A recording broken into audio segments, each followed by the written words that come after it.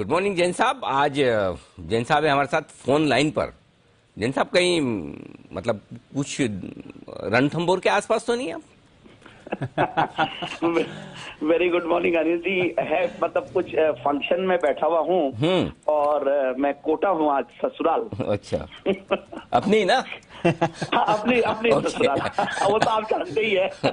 ओ, तो आना पड़ा और मैं फिर वहां से लाइव नहीं कर पा रहा था। कोई पूजन में बैठे हुए हैं तो इसीलिए मैं बोला कि मैं हाँ, वैसे तो भी मैं करूंगा। ससुराल में काम करते हुए लोग अच्छे भी नहीं दिखते। आप फोन पे दीजिए, बताइए सर आज की फिर। नहीं, दोपहर वाला शो लाइव करूंगा अनिल जी, दोपहर में भी हूँ यहाँ पे। जी बताइए जैन साहब। Yes, the stock is resonant specialities limited. Resonance मतलब एक गजब की कंपनी है अनिल जी। मैं इस कंपनी को ट्रैक कर रहा था और जब मैं फंडामेंटल्स पढ़ रहा था, क्रेडेंशियल्स देख रहा था, I was really surprised. And the best part is the promoter background also. Makers labs ने इसमें अभी अच्छी खासी स्टेक ली है और मेकर लैब्स बेसिकली आप ये मान लीजिए कंपनी इप्का रिलेटेड कंपनी है और इप्का ग्रुप तो अब बताने की जरूरत ही नहीं है, फार्मा में one of the biggest pharma groups है। और ये छोटी छोटी कंपनियों को काफी ये लोग टेक ओवर करते हैं, भले वो फैमिली ऑफिस के थ्रू हो या इंडिविजुअल इन्वेस्टमेंट्स के थ्रू या कंपनी के थ्रू हो। वी हैव सीन कैसे इन्होंने पास में किया। और ये कंपनी स्पेशलिटीज जब नाम आ जाता तो देखिए केमिकल्स का नाम है, ये फार्मा कंपनी भी और केमिकल्स भी है। और इनके जो प्रोडक्ट्स है इनका काफी सारे यूजेस है, मतलब एग्रो में भी यूज होता है, पेंट्स में यूज होता है, फार्मा में, बल्क ड्रग्स में, रबर केमिकल्स में।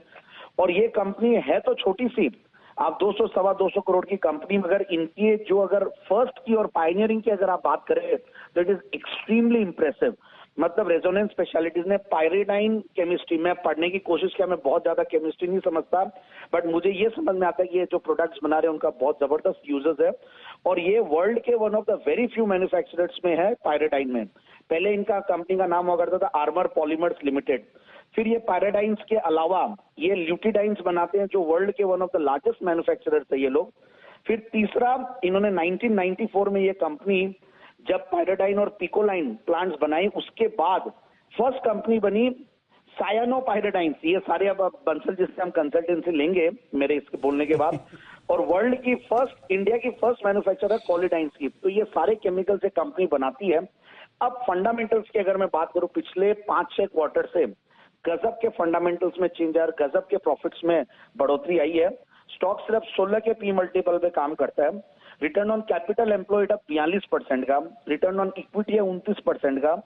पिछले 3 साल के सेल्स की ग्रोथ रही है 25%, प्रॉफिट की कैगर 120% और 5 साल की प्रॉफिट की कैगर देखें तो 55%। और एक जीरो डेट कंपनी है, strong promoter background, zero debt company, dividend paying company, सस्ते पी मल्टीपल पे, केमिकल का सेगमेंट, और जिस सेगमेंट में वहां पे वो पायनियर है और वर्ल्ड लीडर भी है और इंडिया में तो फर्स्ट है ही है।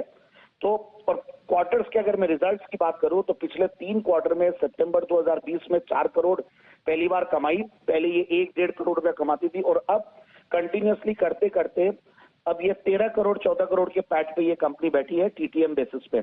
फिर मैं शेयर होल्डिंग पैटर्न देख रहा था तो देखिए प्रोमोटर्स तो 65% होल्ड करते ही हैं। एफआईआई भी धीरे धीरे अब बढ़ा रहे हैं, मतलब बहुत छोटा सा, हालांकि कोई बात करने लायक नहीं है वो फिगर। और मैं पब्लिक शेयर होल्डिंग देख रहा था जो 1% से ऊपर है, तो वहां पे भी कुछ इंप्रेसिव नेम्स इन्वेस्टेड रहे हैं कंपनी में। सो आई फील कि स्टॉक को आराम से ले। मैंने बहुत छोटा टारगेट में दे रहा हूं 230 का, बट ये चूंकि आज अब नाम उजागर हुआ है, अब लोगों को पता चला है, क्योंकि कई बार कई सारे अच्छे नाम नहीं आते हैं सामने और उनमें बहुत ज्यादा लिक्विडिटी नहीं रहती है। बट ये फंडामेंटल्स और ये क्रेडेंशियल्स वाली कंपनी बहुत सस्ते वैल्यूएशन पे मिल रही है। So I am very bullish on the stock और मुझे लगता है 250 के टारगेट बहुत आराम से अचीव करेगा और 230 का पहला टारगेट। 230 तो 220 पे तो सर्किट लग गया जैन साहब, थोड़ा बड़ा वाला दो टारगेट, 230 से काम नहीं चलेगा। अच्छा, सर्किट भी लग गया। ओके, अरे वो तो पहले ही मिनट में आपके बोलते ही तुरंत ही। ओके, हाँ। ओके। तो 250 भी मुझे कम लग रहा है अनिल जी। हाँ। मुझे लगता है कि ये स्टॉक 300 के ऊपर रहना चाहिए, क्योंकि जिस तरीके के फंडामेंटल्स और क्रेडेंशियल्स और जो कंपनी का परफॉर्मेंस है, ये कई बार क्या होता है अनिल जी, हमें वेट करना पड़ता है 200 करोड़ के ऊपर की मार्केट कैप होना, क्योंकि मैंने जैन साहब की सेंस में एक सिस्टम बना रखा है या अपने डिस्कशंस में कि 200 करोड़ के ऊपर की होनी चाहिए एटलीस्ट कंपनी। तो ये 200 करोड़ का ही मैं इंतजार कर रहा था और आज होने के बाद और ये लगता है कि रुकेगी नहीं, क्योंकि जो गजब की परफॉर्मेंस आ रही है कंपनी की और जो यूनिकनेस है, ये सब चीजें बहुत ही गजब है। सो आई थिंक जिन्होंने लिया है ले, और जिनको नहीं मिला है वो जहां पे भी अगर कोई भी कंसोलिडेशन होता है नीचे है तो लेने की कोशिश करें। नाम प्लीज नोट करके रखें। सो 300 रुपए का टारगेट बना सकते हैं इसमें। ओके, 300 रुपए के टारगेट के लिए रेजोनेंस। जैन साहब आप बिजी हैं फैमिली फंक्शन में, ज्यादा टाइम नहीं लूंगा। एक छोटा सा सवाल मासूम सा आ गया मेरे दिमाग में, इनका पूछ ही लेता हूँ।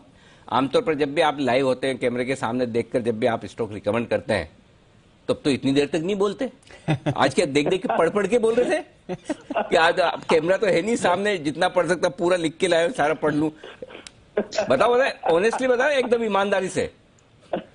नहीं ये बात तो है, देखिए फोन पे बोलने में कंफर्ट आता, फोन पे तो क्या हर आदमी फोन भी रोता है आजकल, सब लोग बात करते हैं फोन पे, तो मुझे लग ही नहीं रहा कि मैं टीवी पे शो करूं। और जब लाइव रहते तो देखिए कितना ही आज भले 15 साल हो गया अनिल जी, आपके साथ 10 से 12 साल एकदम अच्छे से हो गए, तो भी एक नर्वसनेस और एक डर और वो जो फर्स्ट डे वाली जो एक वो होती है वो तो रहती है। नहीं, ये रहना ही चाहिए, तभी आप लोगों को लगेगा हमारा काम कितना मुश्किल है।